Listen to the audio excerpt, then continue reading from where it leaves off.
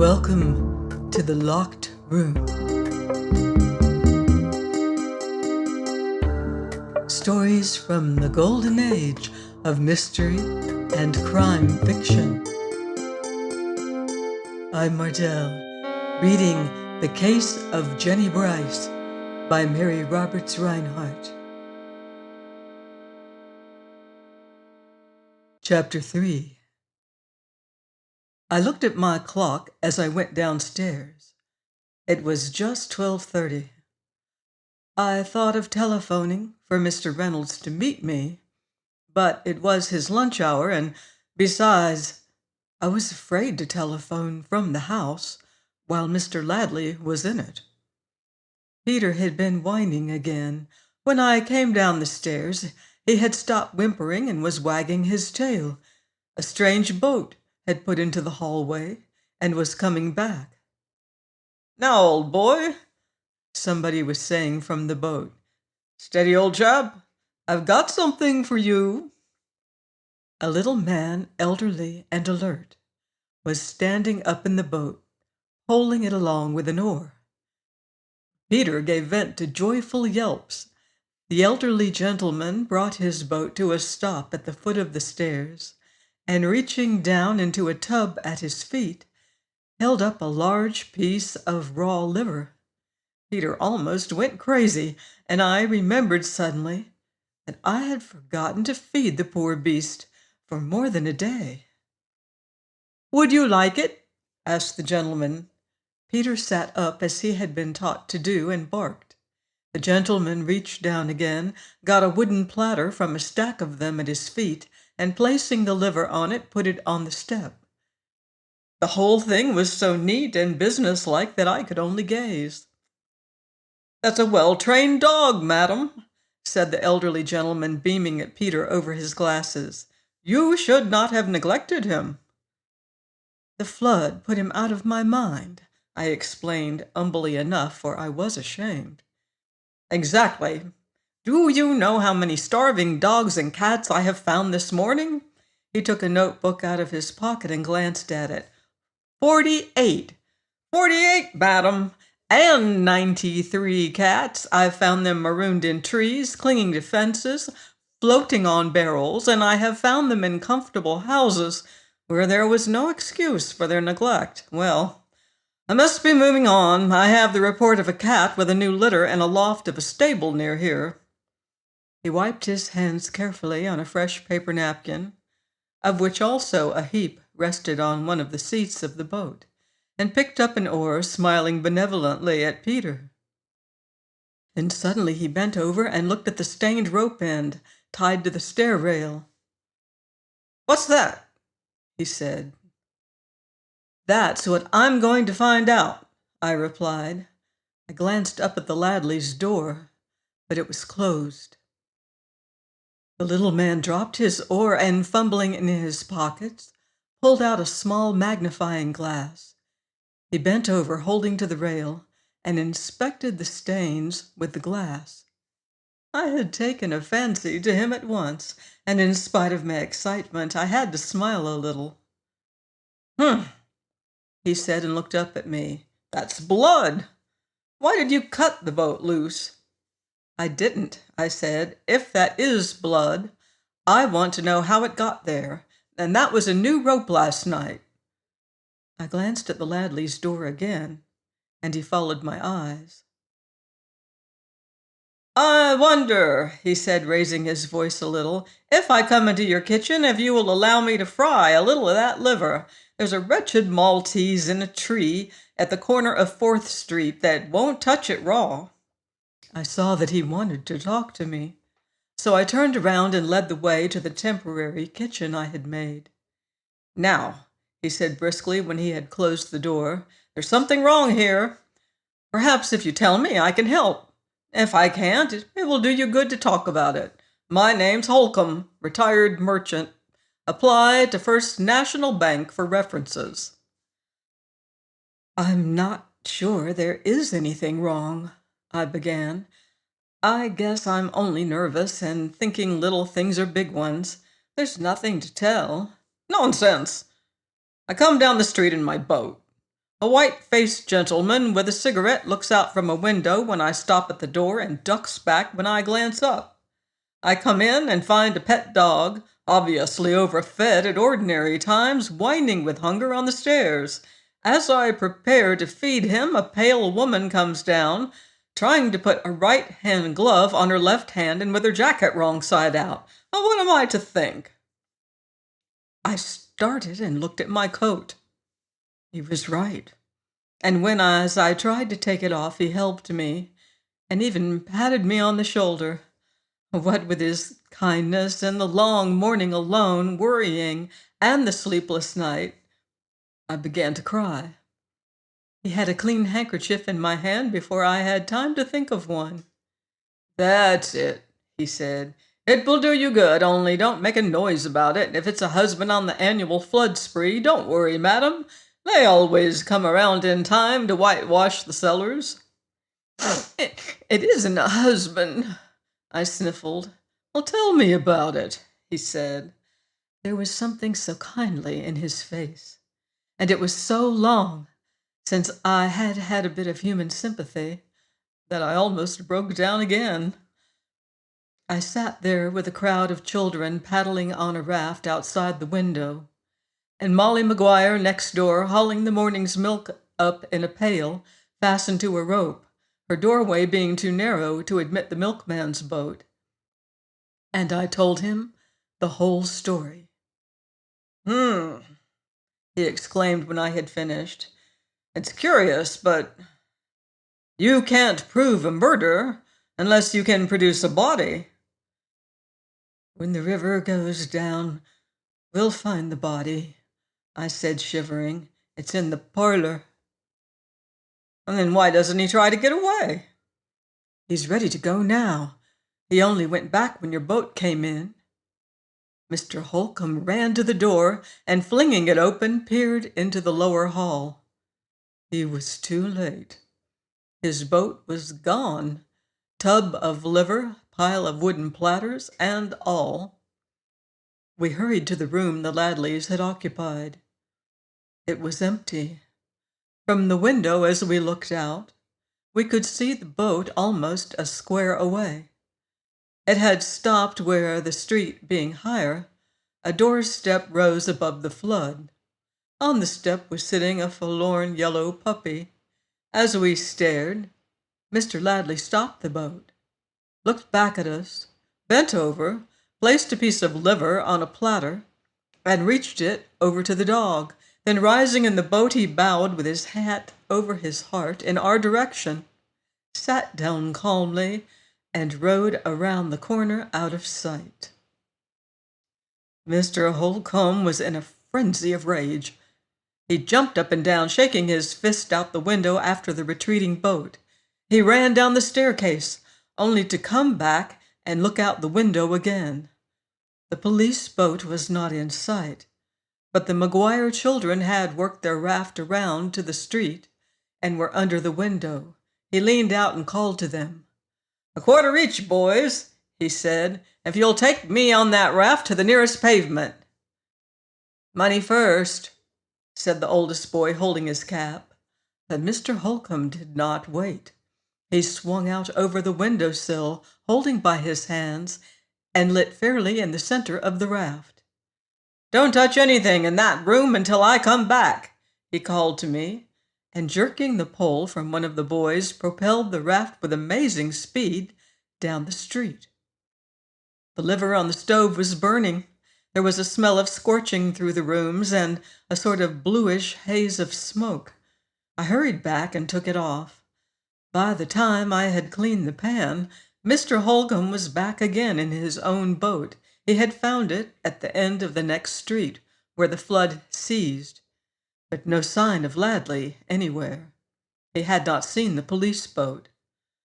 "Perhaps that's just as well," he said philosophically. "We can't go to the police with a wet slipper and a blood-stained rope and accuse a man of murder. We have to have a body." "He killed her," I said obstinately. "She told me yesterday he was a fiend. He killed her and threw the body in the water." "Very likely, but he didn't throw it here." But in spite of that, he went all over the lower hall with his boat, feeling every foot of the floor with an oar. And finally, at the back end, he looked up at me as I stood on the stairs. "There's something here," he said. I went cold all over and had to clutch the railing. But when Terry had come and the two of them brought the thing to the surface, it was only the dining room rug which I had rolled up and forgotten to carry upstairs. At 1:30, Mr. Holcombe wrote a note and sent it off with Terry, and borrowing my boots, which had been Mr. Pittman's, investigated the dining room and kitchen from a floating plank. The doors were too narrow to admit the boat, but he found nothing more important than a rolling pin. He was not at all depressed by his failure. He came back drenched to the skin about 3 and asked permission to search the Ladleys' bedroom. "I have a friend coming pretty soon, Mrs. Pittman," he said. "A young newspaper man named Howell. He's a nice boy, and if there is anything to this, I'd like him to have it for his paper. He and I have been having some arguments about circumstantial evidence, too, and I know he'd like to work on this." I gave him a pair of Mr. Pittman's socks, for his own were saturated, and while he was changing them, the telephone rang. It was the theater again, asking for Jennie Brice. "You're certain she is out of the city?" someone asked, the same voice as in the morning. "Her husband says so. Ask him to come to the phone." "He's not here." "When do you expect him back?" "I'm not sure he's coming back." "Look here," said the voice angrily. "Can't you give me any satisfaction, or don't you care to?" "I've told you all I know." "You don't know where she is?" "No, sir." "She didn't say she was coming back to rehearse for next week's piece?" "Her husband said she went away for a few days' rest. He went away about noon and hasn't come back, and that's all I know, except that they owe me 3 weeks' rent that I'd like to get hold of." The owner of the voice hung up the receiver with a snap and left me pondering. It seemed to me that Mr. Ladley had been very reckless. Did he expect anyone to believe that Jennie Brice had gone for a vacation without notifying the theater? Especially when she was to rehearse that week, I thought it curious, to say the least. I went back and told Mr. Holcombe, who put it down in his notebook, and together we went to the Ladleys' room. The room was in better order than usual, as I have said. The bed was made, which was out of the ordinary, for Jennie Brice never made a bed, but made the way a man makes one, with the blankets wrinkled and crooked beneath, and the white counterpane pulled smoothly over the top, showing every lump beneath. I showed Mr. Holcombe the splasher, dotted with ink, as usual. "I'll take it off and soak it in milk," I said. "It's his fountain pen. When the ink doesn't run, he shakes it and—" "Where's the clock?" said Mr. Holcombe, stopping in front of the mantel with his notebook in his hand. The clock? I turned and looked. My onyx clock was gone from the mantel-shelf. Perhaps it seems strange, but from the moment I missed that clock, my rage at Mr. Ladley increased to a fury. It was all I had left of my former gentility. When times were hard, and I got behind with the rent, as happened now and then, more than once I'd been tempted to sell the clock or to pawn it, but I had never done it. Its ticking had kept me company on many a lonely night, and its elegance had helped me to keep my pride and to retain the respect of my neighbors, for in the flood district onyx clocks are not plentiful. Mrs. Bryan, the saloon-keeper's wife, had one, and I had another. That is, I had had. I stood staring at the mark in the dust of the mantel-shelf, which Mr. Holcombe was measuring with a pocket tape measure. "You're sure you didn't take it away yourself, Mrs. Pittman?" he asked. "Sure? Why, I could hardly lift it," I said. He was looking carefully at the oblong of dust where the clock had stood. "The key is gone, too," he said, busily making entries in his notebook. "What was the maker's name?" "Why, I don't think I ever noticed." He turned to me angrily. "Why didn't you notice?" he snapped. "Good God, woman! Do you only use your eyes to cry with? How can you wind a clock time after time and not know the maker's name?" "It proves my contention. The average witness is totally unreliable." "Not at all," I snapped. "I am ordinarily both accurate and observing." "Indeed," he said, putting his hands behind him. "Then perhaps you can tell me the color of the pencil I've been writing with." "Certainly. Red." Most pencils are red, and I thought this was safe. But he held his right hand out with a flourish. "I've been writing with a fountain pen," he said in deep disgust, and turned his back on me. But the next moment he had run to the washstand and pulled it out from the wall. Behind it, where it had fallen, lay a towel, covered with stains, as if someone had wiped bloody hands on it. He held it up, his face working with excitement. I could only cover my eyes. "This looks better," he said, and began making a quick search of the room, running from one piece of furniture to another, pulling out bureau drawers, drawing the bed out from the wall, and crawling along the baseboard with a lighted match in his hand. He gave a shout of triumph finally, and reappeared from behind the bed with the broken end of my knife in his hand. "Very clumsy," he said, "very clumsy. Peter the dog could have done better." I had been examining the wallpaper about the washstand. Among the ink spots were one or two reddish ones that made me shiver, and seeing a scrap of notepaper stuck between the baseboard and the wall, I dug it out with a hairpin and threw it onto the grate, to be burnt later. It was by the merest chance. There was no fire there. The next moment Mr. Holcombe was on his knees by the fireplace, reaching for the scrap. "Never do that under such circumstances," he snapped, fishing among the ashes. "You might throw away valuable—" "Hello, Howell." I turned and saw a young man in the doorway, smiling, his hat in his hand. Even at that first glance, I liked Mr. Howell. And later, when everyone was against him, many curious things were developing, I stood by him through everything, and even helped him to the thing he wanted more than anything else in the world. But that, of course, was later. "What's the trouble, Holcombe?" he asked. "Hitting the trail again?"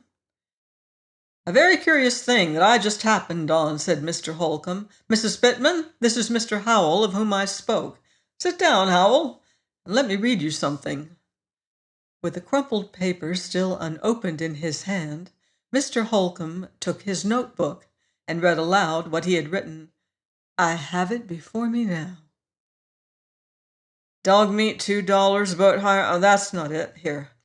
"Yesterday, Sunday, March the 4th, Mrs. Pittman, landlady at 42 Union Street, heard two of her boarders quarreling, a man and his wife, man's name Philip Ladley, wife's name Jennie Ladley, known as Jennie Brice, at the Liberty Stock Company, where she has been playing small parts." Mr. Howell nodded. "I've heard of her," he said. "Not much of an actress, I believe." The husband was also an actor, out of work and employing his leisure time in writing a play. "Everybody's doing it," said Mr. Howell idly. "The Schuberts were to star him in this," I put in. "He said that the climax at the end of the second act—" Mr. Holcombe shut his notebook with a snap. "After we have finished gossiping," he said, "I'll go on." "Employing his leisure time in writing a play," quoted Mr. Howell. "Exactly. The husband and wife were not on good terms. They quarreled frequently. On Sunday they fought all day, and Mrs. Ladley told Mrs. Pittman she was married to a fiend. At 4 o'clock Sunday afternoon, Philip Ladley went out, returning about 5. Mrs. Pittman carried their supper to them at 6, and both ate heartily. She did not see Mrs. Ladley at the time, but heard her in the next room. They were apparently reconciled. Mrs. Pittman reports Mr. Ladley in high good humor. If the quarrel recommenced during the night, the other boarder, named Reynolds, in the next room heard nothing. Mrs. Pittman was up and down until 1 o'clock, when she dozed off. She heard no unusual sound. At approximately 2 o'clock in the morning, however, this Reynolds came to the room and said he had heard someone in a boat in the lower hall. He and Mrs. Pittman investigated. The boat which Mrs. Pittman uses during a flood and which she had tied to the stair rail was gone, having been cut loose, not untied. Everything else was quiet, except that Mrs. Ladley's dog had been shut in a third-story room. At 4:15 that morning, Mrs. Pittman, thoroughly awake, heard the boat returning, and going to the stairs met Ladley coming in. He muttered something about having gone for medicine for his wife and went to his room, shutting the dog out. This is worth attention, for the dog ordinarily slept in their room. "What sort of a dog?" asked Mr. Howell. He had been listening attentively. "A water spaniel. The rest of the night or early morning was quiet. At 7:15, Ladley asked for coffee and toast for 1, and on Mrs. Pittman remarking this, said that his wife was not playing this week and had gone for a few days' vacation, having left early in the morning. Remember, during the night he had been out for medicine for her. Now she was able to travel and, in fact, had started."